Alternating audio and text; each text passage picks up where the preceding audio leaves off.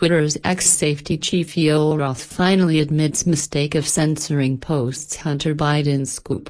The former Twitter executive and safety chief who played a key role in censoring the post's October 2020 expose on Hunter Biden's infamous laptop has admitted it was a mistake, more than 2 years later, while his one-time boss, Elon Musk, acknowledged Wednesday that the social media giant has interfered in elections.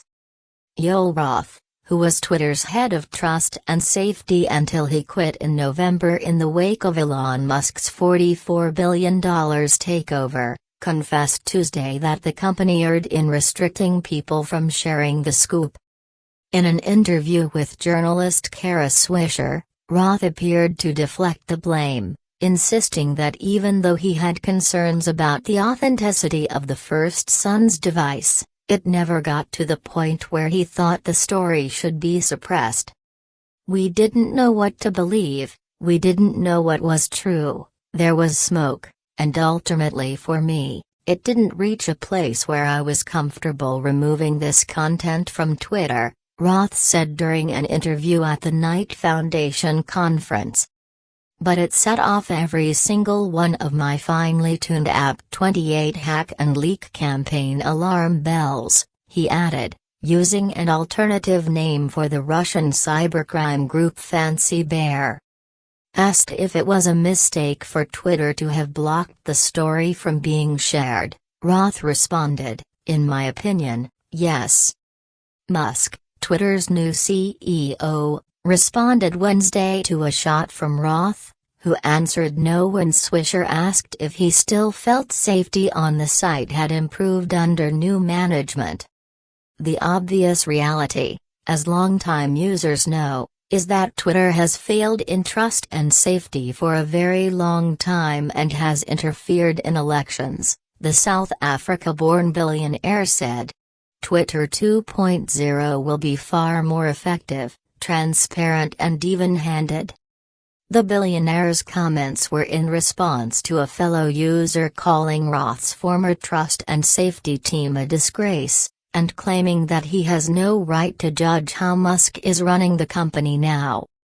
Jack Dorsey, who was Twitter's CEO at the time of the censorship, already admitted during a congressional hearing on misinformation and social media in March of last year that blocking the Post's report was a total mistake.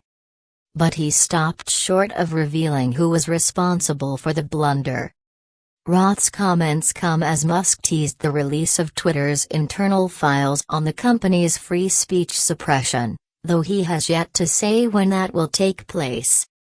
Roth was among the many Twitter employees to quit in November after Musk took over as CEO. Musk has previously insisted full disclosure was needed to determine why the social media giant decided to block the bombshell report about President Biden's son in the weeks leading up to the 2020 election. At the time, Twitter had also locked the post out of its account for more than 2 weeks because of baseless claims that the expose on the trove of emails discovered on Hunter's laptop had used hacked information. The 51-year-old Musk, who has vowed to turn Twitter into a bastion of free speech, has been teasing the release of internal files about the decision for several days, arguing that the public deserves to know what really happened. "This is a battle for the future of civilization. If free speech is lost even in America, tyranny is all that lies ahead," he tweeted Monday after vowing the files were soon to be published on Twitter itself. Musk had already made his stance clear on the debacle, saying back in April that the platform's decision to restrict the sharing of the Post's report was obviously incredibly inappropriate. Twitter wasn't the only social media platform to censor the bombshell report. Facebook also took extraordinary measures to prevent people from sharing the article, a move founder Mark Zuckerberg later pinned on the FBI. Zuckerberg revealed in an interview with podcaster Joe Rogan in August that Facebook moved to suppress the report in response to a vague FBI warning about possible Russian propaganda tied to the 2020 presidential election. Basically, the background here is the FBI, I think, basically came to us, some folks on our team, and was like, hey, just so you know, like, you should be on high alert, Zuckerberg said. We just kind of thought, hey, look, if the FBI, which I still view as a legitimate institution in this country, it's a very professional law enforcement, they come to us and tell us that we need to be on guard about something, then I want to take that seriously. The tech titan said he couldn't recall if the FBI had specifically warned about the Hunter laptop story,